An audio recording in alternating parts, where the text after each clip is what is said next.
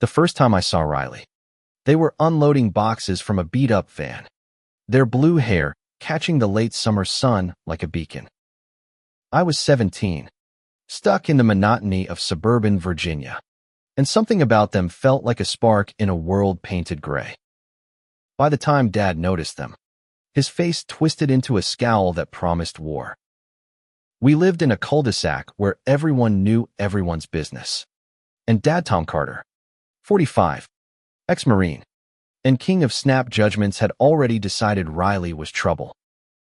"They're one of those people," he muttered over dinner, his fork stabbing his steak like it was Riley's fault. No respect for normalcy. Mom, ever the peacemaker, just sipped her wine and changed the subject. But I couldn't stop staring out the window at the house across the street, where Riley's silhouette moved behind the curtains. I wasn't supposed to be there that first night.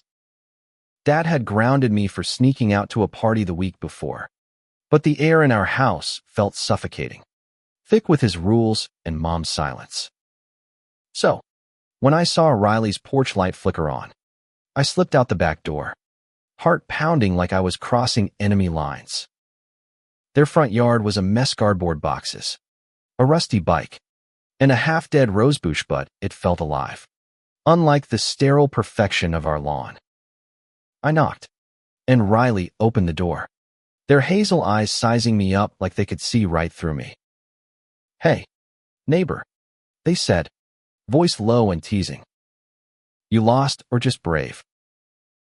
I laughed, nervous, and mumbled something about welcoming them to the neighborhood.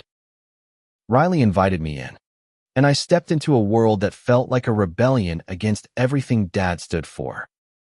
The living room was chaos, mismatched furniture, a rainbow flag pinned to the wall, and a record player spinning some indie band I'd never heard of. We talked for hours about music, about the stars, about how they'd moved here to escape a family who didn't get them. I told them about Dad, how his temper ruled our house, how I felt like I was drowning in his expectations. "You don't have to be what he wants," Riley said, their hand brushing mine as they passed me a soda.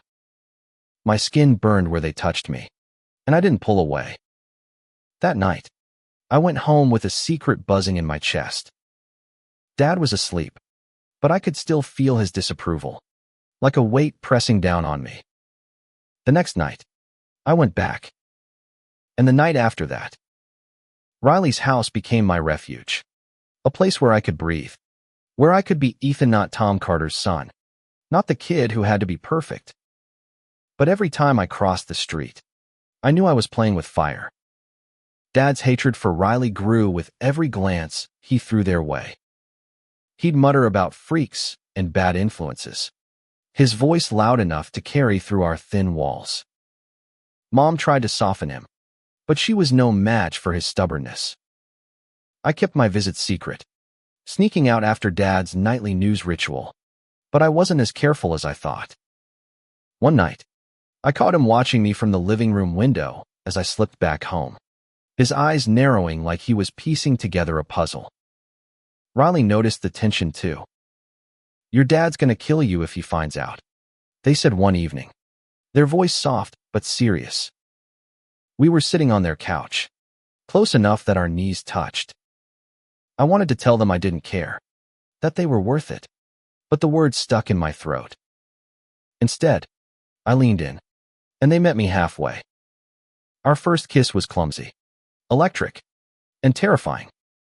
It was the moment I knew I was falling for the man that Dad would never understand. The next day, Dad cornered me in the kitchen. "You've been over there, haven't you?" he demanded, his voice low and dangerous. I froze, my heart hammering. "Stay away from that kid, Ethan. They're trouble, and I won't have you dragged into their mess." I nodded, but my mind was already across the street, with Riley's laugh and the way their eyes crinkled when they smiled. That night, I went back anyway. I couldn't stay away. Riley was sitting on the porch, waiting for me, their expression softer than usual. "You're gonna get caught," they whispered, But they didn't push me away when I sat beside them. We didn't talk much that night, just sat there, holding hands, watching the stars. I knew then that I was in too deep, that this wasn't just a crush. It was something bigger, something that could break everything. By the end of the week, Dad's suspicions were a storm brewing. He started locking the back door, checking my phone, grilling me about where I'd been. I lied through my teeth, but every lie felt like a betrayal, not just of him, but of myself. Riley was the first person who made me feel seen, who made me question the rigid lines Dad had drawn around my life. But the more I fell for them, the more I realized this couldn't end well. Dad's hatred was a wall, and I was running out of ways to climb it. The summer heat clung to our cul-de-sac like a grudge. But Riley's house was a cool oasis, a place where time slowed and the world felt softer. I was sneaking out every night now, my sneakers silent on the pavement as I crossed the street. Each visit felt like stealing a piece of myself back from Dad's iron grip. Riley and I were carefuler, so we thought. We'd sit in their backyard, hidden by an overgrown hedge, talking about everything and nothing. They told me about growing up in Ohio, about their mom who'd kicked them out when they came out as non-binary, about the foster homes that followed. "I'm here to start over," they said one night, their voice barely above a whisper. "But it's hard when people like your dad look at me like I'm a disease." I wanted to tell them Dad didn't speak for me, but the words felt hollow. His shadow loomed over everything. One night, Riley showed me their sketchbook pages filled with vibrant drawings of cities, forests, and faces that felt alive. "This is how I process stuff," they said, flipping to a sketch of a boy who looked a lot like me, his eyes wide with wonder. My chest tightened. Nobody had ever seen me like that, like I was worth capturing. I kissed them again, harder this time, like I could pour all my confusion and longing into it. They kissed me back, and for a moment, the world was just us. But the world wasn't ours. Dad's suspicions were turning into obsession. He started driving by Riley's house, slowing down to glare at their van or the rainbow flag in their window. Mom noticed too, her eyes darting nervously between us at dinner. "Ethan, maybe you should stay home more," she said once, her voice gentle but firm. I brushed her off, but the guilt gnawed at me. I was lying to her now too. Then came the night that changed everything. I was at Riley's, sprawled on their couch, when we heard a car door slam. My stomach dropped. Through the window, I saw Dad's truck parked crookedly across the street, his silhouette storming toward Riley's door. "Ethan," he bellowed, his voice cutting through the quiet night. Riley grabbed my hand, their eyes wide. "Go out the back," they whispered. But I was frozen, my heart pounding so loud I thought it'd give me away. The doorbell rang, sharp and insistent. Riley stood, squaring their shoulders like they were preparing for battle. "Stay here," they said, but I followed them to the door, my legs shaking. Dad was there, his face red, his fists clenched. "Where's my son?" he demanded, not even looking at Riley. "I'm right here," I said, stepping forward. His eyes locked onto me, and I saw something worse than anger, disappointment, raw and cutting. "Get in the truck," he snapped. Riley tried to speak, but Dad cut them off. "You stay away from him. You hear me? You're not dragging my kid into your lifestyle." The word dripped with venom, and Riley flinched like they'd been hit. I followed Dad home, the silence between us heavier than any fight. Inside, he laid into me about respect, about family values, about how Riley was corrupting me. I wanted to scream that Riley was the only one who saw me, who made me feel alive, but I just stood there, letting his words crash over me. When he finally sent me to my room, I lay awake, staring at the ceiling, wondering how I'd gotten so tangled up in this. The next day, Riley texted me, "You okay?" I didn't know how to answer. I wanted to run to them, to apologize for Dad, but fear kept me rooted. Dad was watching me now, his eyes tracking my every move. He even started talking about sending me to stay with my uncle in Richmond, to get my head straight. The thought of leaving Riley made my chest ache, but so did the thought of facing Dad's wrath again. That night, I snuck out anyway. Riley was waiting on their porch, their face pale under the moonlight. "I'm not worth this, Ethan," they said, their voice breaking. "You're gonna lose everything." I shook my head, grabbing their hands. "You're worth everything," I said, and I meant it. But as we sat there, the weight of Dad's hatred pressed down on us, and I knew we couldn't keep this up forever. Something had to give. The days after Dad's confrontation felt like walking on glass. Every creak of the floorboards, every glance he threw my way, made me flinch. But Riley's pull was stronger than my fear, and I kept sneaking out, drawn to the only place where I felt like myself. Riley's house was a sanctuary, but it wasn't safe. The neighborhood was starting to notice our late-night meetings. Mrs. Jenkins, the nosy widow next door, started giving me pointed looks when I mowed our lawn. "You're spending a lot of time over there," she said once, her tone dripping with judgment. I shrugged it off, but the weight of her words lingered. If she knew, it wouldn't be long before Dad did too. Riley and I tried to be smarter. We'd meet in the park a few blocks away, under the cover of old oak trees, where nobody could see us. One night, they brought a blanket and a thermos of coffee, and we lay on the grass, staring at the sky. "What do you want, Ethan?" they asked, their voice soft but piercing. "Like, really want?"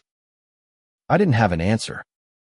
I wanted them, but I also wanted Dad to look at me without that cold disappointment. I wanted to be free, but I didn't know what freedom cost. The tension at home was unbearable. Dad stopped talking to me unless it was to bark orders, and Mom's attempts at mediation only made things worse. "He's just worried about you," she said one morning, her hands twisting a dish towel. "He wants what's best." I snapped back. "He doesn't even know me." Her eyes widened, and I saw hurt there, but I didn't take it back. I was tired of pretending. Then came the night of the block party. The cul-de-sac was lit up with string lights, tables groaning under potluck dishes. Riley showed up, wearing a black hoodie and a tentative smile, carrying a tray of homemade cookies. I saw Dad's jaw tighten from across the yard. He marched over, his voice low but sharp. "You're not welcome here," he told Riley, loud enough for heads to turn. Riley stood their ground, but I saw the tremble in their hands. "I live here too," they said quietly. Dad's face darkened, and I stepped between them, my heart racing. "Dad, stop," I said, my voice louder than I meant. The party went quiet, neighbors staring. Dad grabbed my arm, pulling me toward our house. "We're done here," he hissed. I yanked free, my face burning, and ran after Riley, who'd already disappeared into the night. I found them at the park, sitting on a swing, their shoulders slumped. "I'm sorry," I said, sitting beside them. "He's wrong." Riley shook their head. "He's not wrong about one thing," they said. "This is tearing you apart." They looked at me, their eyes glistening. "Maybe we should stop." My stomach dropped. "No," I said, grabbing their hand. "I need you." But even as I said it, I felt the truth. Loving Riley was a battle, and I wasn't sure I could win. The next day, Dad sat me down. "I'm sending you to Richmond," he said, his voice final. "You're out of control." I stared at him, my mind racing. Richmond meant leaving Riley, leaving the only person who made me feel whole. I thought about running away, about telling Dad the truth, but every option felt like a trap. That night, I went to Riley's, my chest tight with desperation. I'm not going, I told them. I'll figure this out. Riley's eyes searched mine, and for the first time, I saw fear there not just for me, but for us. The threat of Richmond hung over me like a guillotine. Dad was serious this time, his plans already in motion. Calls to my uncle. Talk of fixing me. I felt like a cornered animal, torn between running to Riley and begging Dad to understand. Riley and I met in secret now, our moments stolen in the shadows of the park or the back of their van. Every touch, every whispered word, felt like defiance, but it came at a cost. I was exhausted, jumping at every sound, paranoid that Dad was watching. Riley noticed too.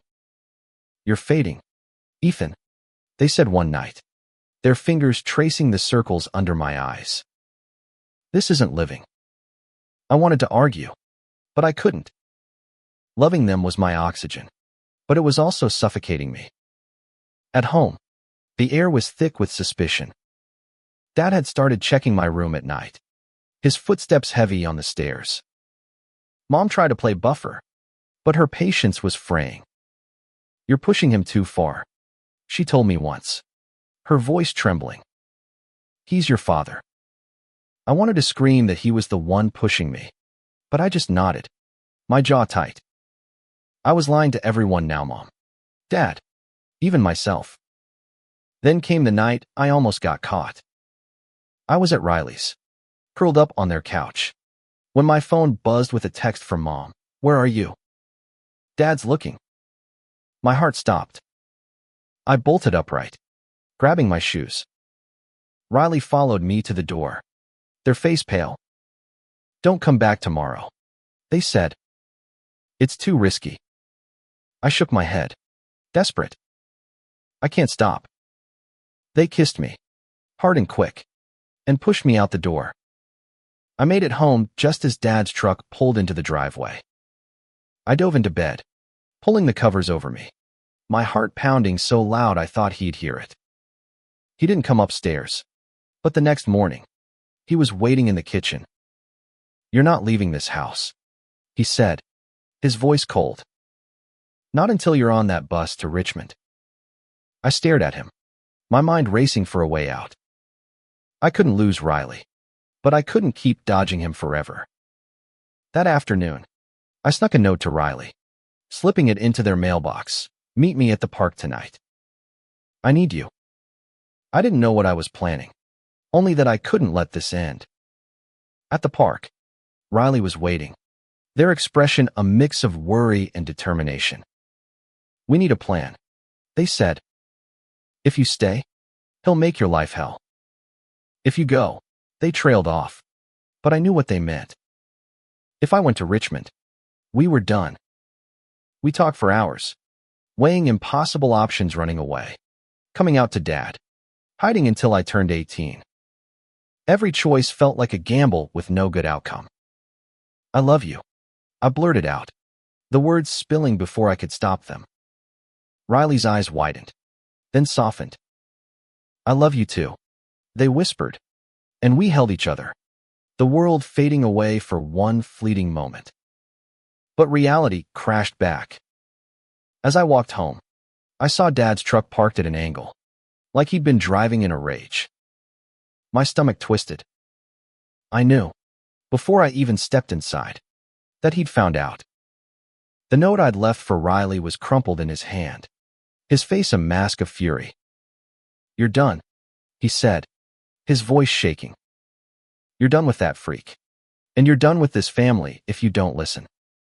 I stood there, frozen, as the life I'd built with Riley started to crack. Dad's ultimatum was a blade at my throat. Choose, he said, the crumpled note still in his fist. Your family or that person. My mouth was dry, my heart a drumbeat of panic, but I couldn't speak. I ran to my room, slamming the door, and collapsed on my bed, the weight of his words crushing me. I didn't go to Riley's that night. I couldn't. Dad was watching. His truck parked like a sentinel in the driveway. I texted Riley instead, my fingers shaking. He knows. I'm sorry. Their reply was instant. We'll figure this out. Don't give up. But I was drowning in doubt. How could we fight this? Dad wasn't just angry, was unyielding. A wall of conviction I couldn't break. Mom tried to talk to me the next morning. Her voice soft but urgent. Ethan, he's doing this because he loves you, she said, her eyes pleading. He's scared for you. I laughed. Bitter. He's scared of me, I said. Of who I am. She flinched, and I hated myself for it. But I was done hiding. I loved Riley, and that truth was burning a hole through me. I snuck out to the park that night, desperate to see them. Riley was there, their face etched with worry. You look like hell, they said, pulling me into a hug. I clung to them, my voice breaking as I told them about Dad's threat. He'll send me away, I said. He'll make sure we're done. Riley's jaw tightened, but their eyes were fierce. Then we fight, they said. We don't let him win. We made a plan reckless. Maybe, but it was all we had. I'd stay under Dad's radar, act compliant, while Riley looked into options, a friend's place in D.C., a shelter for queer kids, anything to keep us together. But every step felt like a betrayal of Mom, who was caught in the crossfire, and of the life I'd always known. I didn't want to lose my family, but I couldn't lose Riley either. The next few days were a tightrope. I played the good son, did my chores, kept my head down, but Dad's eyes followed me, searching for cracks. He'd started talking to Mom about conversion programs, his voice low but clear through the walls. My stomach churned. I wasn't broken, but he was determined to fix me. I told Riley, and their face darkened. He can't do that, they said. You're almost 18. You have rights. But rights felt like a distant concept when Dad controlled everything. Then came the night I snapped. Dad was ranting again, this time about Riley's influence on the neighborhood. They're a blight, he said, slamming his beer on the table. Something in me broke. They're not the problem, I shouted. You are. The room went silent. Mom's eyes widened, and Dad's face turned to stone. What did you say? He growled. I took a breath, my heart pounding. I love them, I said. And you can't change that. The fallout was immediate.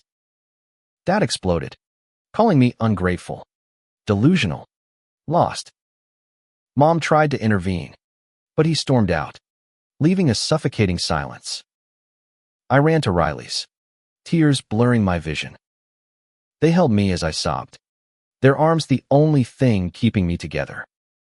We'll get through this, they whispered, but I could hear the fear in their voice. We were kids, fighting a war we didn't start, and the odds were stacked against us. The confession changed everything. Dad's anger hardened into something colder, more calculated. He didn't yell any more, planned. He booked my bus ticket to Richmond, set for the end of the week. You'll thank me later, he said, his voice flat, like he was talking about fixing a car, not his son. I was trapped, my world shrinking to the walls of our house. Dad took my phone, locked the doors at night, and even drove me to school to make sure I didn't detour to Riley's. But I found ways to reach them. Notes slipped through a crack in their fence, whispers through a friend at school. Riley was relentless, researching legal options, talking to a counselor who worked with queer youth. We can get you out, they told me in a stolen moment at the park. You just have to hold on. Mom was my unexpected ally. She didn't understand me, not fully, but she saw the pain in my eyes. One night, When Dad was out, she slipped into my room. "I don't want to lose you," she said, her voice breaking. "But I can't lose him either." I told her about Riley, about how they made me feel whole, how Dad's hatred was tearing me apart. She listened, tears streaming down her face, and for the first time, I saw her as more than Dad's shadow. "I'll talk to him," she promised, but I didn't hold my breath. The night before the bus to Richmond, I made a choice. I couldn't go. I couldn't leave Riley. Couldn't let Dad win. I packed a backpack, clothes, some cash, a photo of Mom, and waited until the house was quiet. I climbed out my window, my heart pounding as I crossed the street to Riley's. They were waiting, their van packed with essentials. "You sure?" they asked, their eyes searching mine. I nodded, though fear clawed at me. We were running away. To D.C. To a friend's couch. To a life we didn't know. The drive was quiet, the night swallowing us as we left the cul-de-sac behind. Riley reached for my hand, and I held on tight, my mind racing with what-ifs. What if Dad found us? What if Mom never forgave me? What if this was a mistake? But Riley's presence steadied me, their warmth a reminder of why I was doing this. "We're going to be okay," they said, and I wanted to believe them. We made it to D.C. by dawn, crashing at their friend Sam's tiny apartment. Sam was kind, a queer activist who'd seen kids like us before. They gave us a rundown of resources, shelters, legal aid, job leads. But the reality of running away hit hard. We were broke, scared, and constantly looking over our shoulders. Riley stayed strong, but I saw the strain in their eyes, the weight of carrying us both. Days turned into weeks, and I missed Mom, missed the life I'd had before it all fell apart. I wrote her a letter, telling her I was safe, that I loved her, that I hoped she'd understand someday. Riley mailed it for me, their hands steady as they dropped it in the box. "You're brave," they said, but I didn't feel brave. I felt like a kid who'd burned his world down for love, and I wasn't sure if it was worth it. D.C. was a new world, loud and chaotic, nothing like the suffocating quiet of our cul-de-sac. Sam's apartment was our safe haven, but it was temporary. Riley and I were scraping by, picking up odd jobs, coffee shops, dog walking, anything to keep us afloat. Every night, we'd collapse on Sam's couch, holding each other, whispering plans for a future we couldn't quite see. But Dad wasn't done. A month after we ran, I got a message through Sam's phone, Mom, begging me to come home. "Your father's a mess," she wrote. "He's sorry." I didn't believe it, but the guilt gnawed at me. Riley saw it too. "You don't have to go back," they said, their voice soft but firm. "But you need to face it." They were right. I couldn't keep running, not if I wanted to be free. We decided to go back, not to stay, but to confront Dad, to make him see me. Riley came with me, their presence a quiet strength. The drive back to Virginia was heavy, the silence filled with unspoken fears. When we pulled into the cul-de-sac, my heart sank. Our house looked the same, but it felt like a stranger's now. Dad's truck was there, and I knew he was waiting. Mom answered the door, her face crumpling when she saw me. She pulled me into a hug, tears soaking my shirt. "I'm so sorry," she whispered. Dad appeared behind her, his expression unreadable. Riley stood by my side, their hand brushing mine, and I drew strength from it. "We need to talk," I said, my voice steadier than I felt. The conversation was brutal. Dad didn't yell, but his words cut deeper. "You're throwing your life away," he said, his eyes flicking to Riley with disgust. I stood my ground, telling him about my love for Riley, about how they'd shown me who I could be. "I'm not your soldier," I said, I'm your son, and I'm queer. The word hung in the air, raw and real. Mom cried, but Dad just stared, his jaw tight. Riley spoke up, their voice calm but fierce. Ethan's not broken, they said. He's just himself. And if you can't see that, you're the one losing him. Dad didn't respond, but I saw something shift in his eyes, anger. Yes, but also pain. Mom reached for his hand, and he didn't pull away. It wasn't acceptance. Not yet, but it was a crack in the wall. We left that night, back to D.C. But something had changed. I'd said my truth, and it felt like shedding a skin I'd outgrown. Riley and I were stronger for it, our love tempered by the fight. But I knew the road ahead wasn't easy. Dad's hatred was deep, and healing would take time if it happened at all. Back in D.C., Riley and I built a life, fragile but ours. We found a tiny apartment, shared with another queer kid we met through Sam. Money was tight, but we were free. Every night, I'd look at Riley, their blue hair fading, but their smile still bright. And I'd know I'd made the right choice. Mom started calling, short conversations that felt like lifelines. She was trying, asking about Riley, about our life. Dad was silent, but Mom said he was reading about queer issues, talking to a therapist. It wasn't much, but it was something. I held on to that hope, even as I grieved the father I'd thought he was. One day, a letter arrived, no return address, just Dad's handwriting. I don't understand you, it read, but I'm trying. Come home for Christmas. My heart caught in my throat. Riley read it over my shoulder, their hands squeezing mine. You don't have to go, they said, but I could see they understood. I needed to try too. Christmas was tense, the air thick with unspoken words. Dad didn't apologize, but he didn't fight either. He looked at Riley, really looked, and offered a nod. It wasn't love, but it was a start. Mom hugged us both, her tears warm against my cheek. We didn't stay long, but we left with something Nawa fragile bridge, a chance to rebuild. Back in D.C., Riley and I kept going. We got better jobs, enrolled in community college, dreamed of a future where we didn't have to hide. The cul-de-sac was behind us, but its lessons weren't. Love, I learned, wasn't just the rush of Riley's touch or the warmth of their smile. It was the courage to stand up, to choose yourself, even when the world pushed back. Years later, at our tiny wedding, Mom was there, beaming. Dad didn't come, but he sent a card, his handwriting shaky, "Be happy."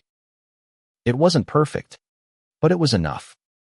Riley and I danced under string lights, the same kind that lit up that block party years ago, and I knew we'd won. Not against Dad, but for ourselves. We'd built a life from the ashes of hate, and it was beautiful.